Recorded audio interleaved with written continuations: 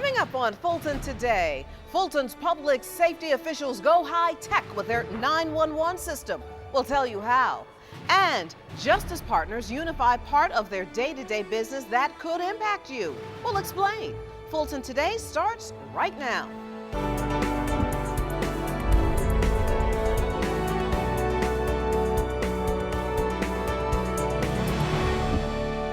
Welcome to Fulton Today, everyone. I'm Shania Chavis-Rucker. Fulton County launches a new $20 million public radio system. So how will this new technology impact residents when they call 911? FGTV's Priscilla Ortega has our story. Priscilla? The improved public safety tool in Fulton County is a transition from the old analog system to a new digital one.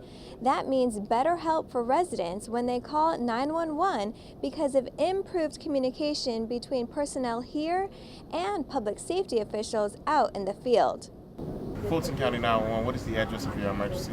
As 911 calls roll into dispatchers, there is now a clearer process for relaying that emergency information to first responders. The 911 Emergency Center Director unveiled the county's new public safety radio system. We're covering about 99% of the county today, which we didn't cover before. So it's really put public safety at ease as far as they are able to pick up a radio now and talk back to their dispatchers here.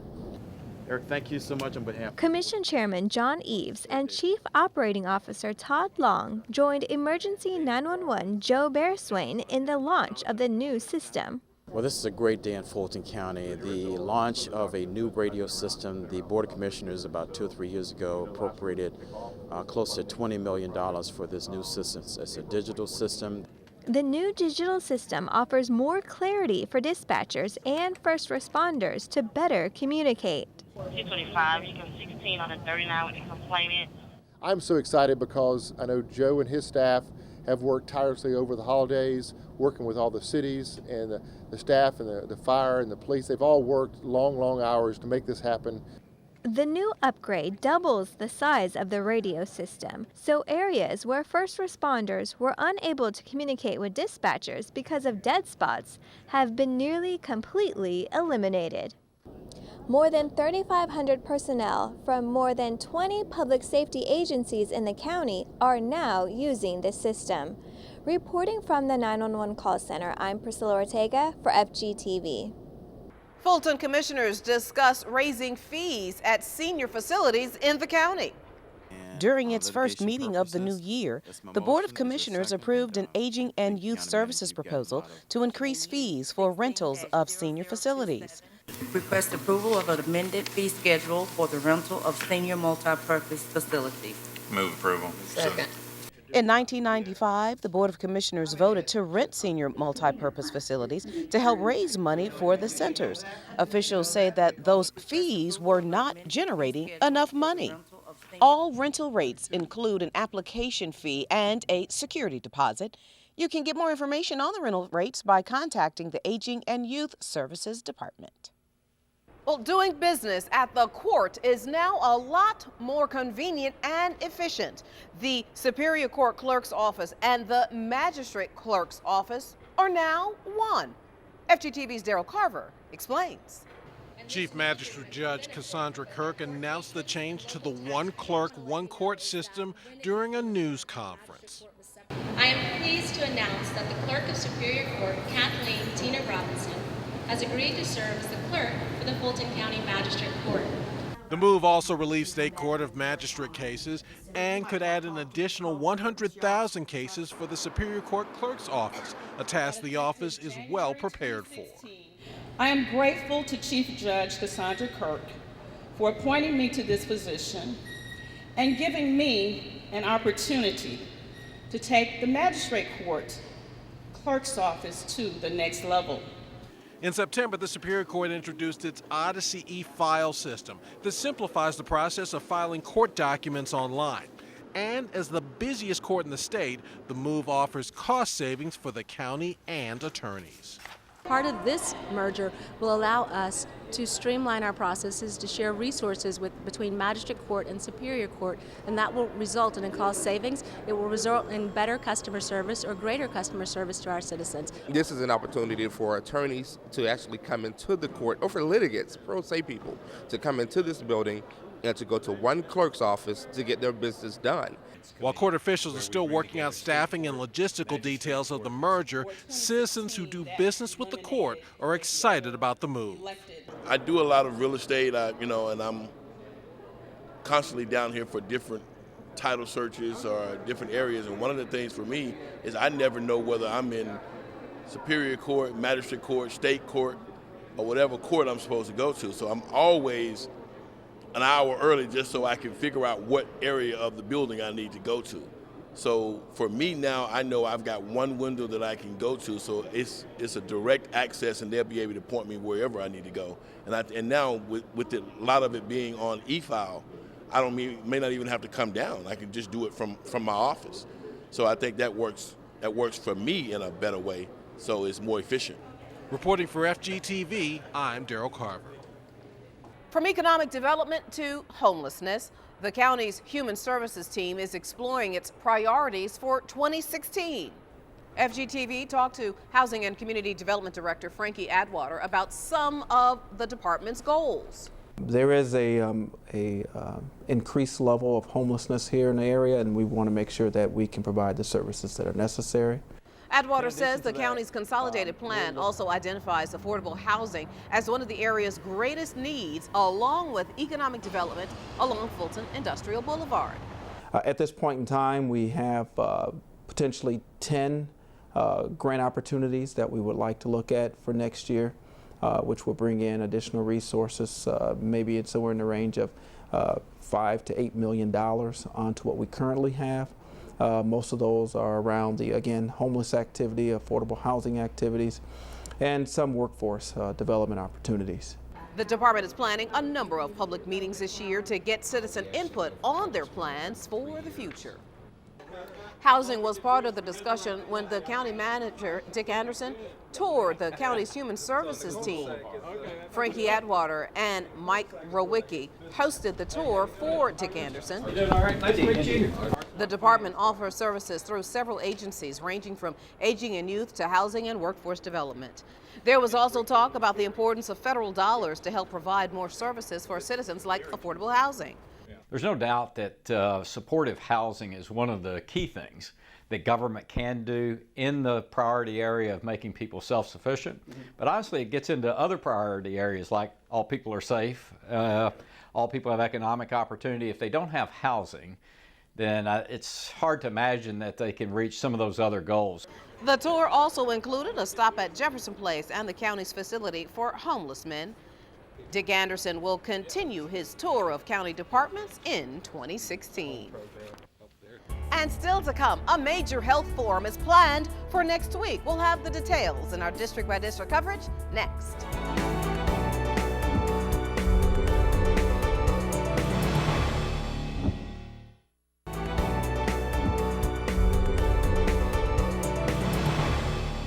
Fulton commissioners celebrate the incorporation of the county's second largest city, and they plan a major health forum. Here's this week's district-by-district coverage.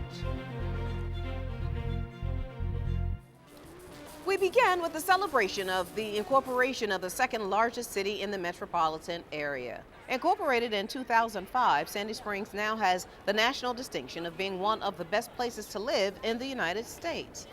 Sandy Springs is best known as a watering stop for Native Americans more than 200 years ago. The city celebrates 10 years. District 4 Commissioner Joan Garner helps citizens get off to a good and healthy start. The commissioner will host a community health forum at the Neighborhood Union Health Center next week. Citizens will get information on everything ranging from county health services to enrollment in the government health insurance. People can expect to learn about what is going on with Fulton County in terms of one of its 6 priorities, that all people are healthy. We will be talking about community health and wellness. We'll also be talking about behavioral health. And most importantly, Fulton County has a problem with HIV and AIDS. It's we have one of the highest new contracting rates of HIV/AIDS, and we will be unveiling our plan to end AIDS in Fulton County. Now, here are the details. The forum is on January 16th from 10 a.m. till noon. To get more information, you can contact the Commissioner's office at 404-612-8226. And finally, residents in Southwest Fulton who travel along Cascade Road will soon see some much-needed repairs. The Cascade Road underpass lighting and new pedestrian lighting repairs now have a projected completion date. County teams report that the work should be done in March. Lights were not in working conditions for many years, and thanks to our community asking for the replacement of those lights, the Board of Commissioners was able to approve a contract with Georgia Power, who we contracted to lease 98 lights. District 6 residents can stay informed by connecting with the District 6 office. The office sends out routine newsletters to keep the community up to date on projects and news.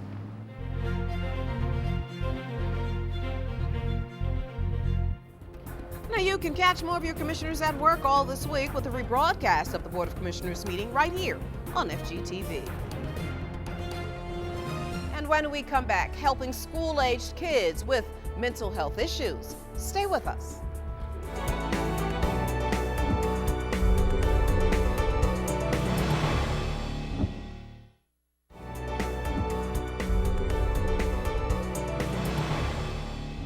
As a part of Mental Wellness Awareness Month, we're going to take a look at a pilot program that puts counselors in schools to help children with mental health issues.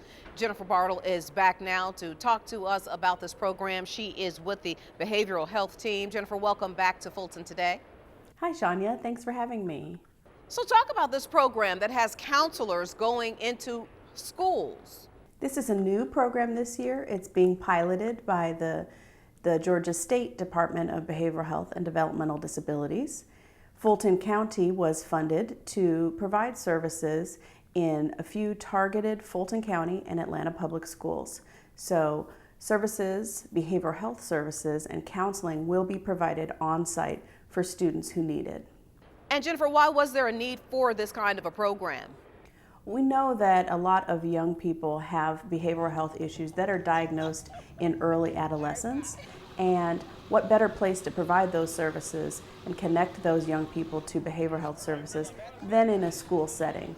This removes the barriers and they don't have to miss school. They can get their services right there on campus. And what will the counselors do in the schools? The counselors will provide individual therapy in the schools for the young people who've been referred, but they'll also have an opportunity to do some behavioral health education. So they'll do group counseling and talk to students about topics that are troubling them, like substance abuse or suicide prevention, depression, anxiety, how to be in a healthy relationship. How can the students request the help from the counselors? All they have to do is go to their school social worker at their school and tell them that they'd like to speak to the counselor on site, and they'll do the rest. Jennifer Bartle, always great information. Thank you so much for your time. Thanks again for having me. Now, if you want more information on any of the behavioral health resources for youth, you can go to oakhillkids.org. If your New Year's resolution is to stop smoking, well, make sure you take the proper steps to quit. Many people try to kick the habit every year. In fact, the Centers for Disease Control and Prevention says nearly 7 out of 10 current U.S. smokers want to quit. The county's Partnership to Improve Community Health, or the PITCH program, says it's the #1 cause of preventable death and disease in the U.S. Know what things trigger your urge to smoke and avoid them. Fight cravings by substituting healthy foods or chewing gum. And stay positive and don't give up. For more information on how to quit, you can call the Georgia Tobacco Quit line. That's 877-270-STOP. That's 877-270-7867. Well, seniors who are typically on a fixed income, they learn how to make healthy courses on a budget. During a 6-week class, seniors at the Dorothy C. Benson Senior Multipurpose Facility learned about proper nutrition. Organizers teach about meal planning, which saves money without skimping on nourishment. The meals taught are designed to be done within 30 minutes. Tips on how to purchase food that pertains to healthy eating, tips on how to store it, tips on food safety, probably tips on how to cook ahead and freeze a little bit to make it simple enough that you can do it every day. According to the National Institute on Aging, seniors lose some sense of thirst, so it's important for them to drink water often. And teeth and gums change, which make it harder for them to chew fruits, vegetables, and meats. But cooked or canned foods and soups are easier for them to eat. For more information on the class, you can contact the Star Line at 404-613-6000. And still to come, arts teachers show the students how it's done. We'll take you to their showcase when we come back.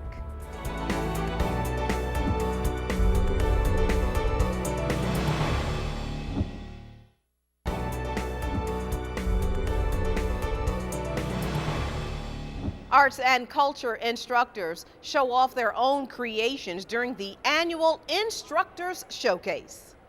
From paintings to sculptures and drawings, a number of mediums are used in this exhibit. The showcase at the Abernathy Arts Center allows the instructors to show off their own talent. It also gives students an idea of what they could learn if they enroll in one of the teachers' classes for the winter session. I think that it's just a great way for people to express themselves creatively, which I think we all need. And also, it's a good way to meet people and get involved in your community. The artwork will be displayed from now through January 16th, that's next week.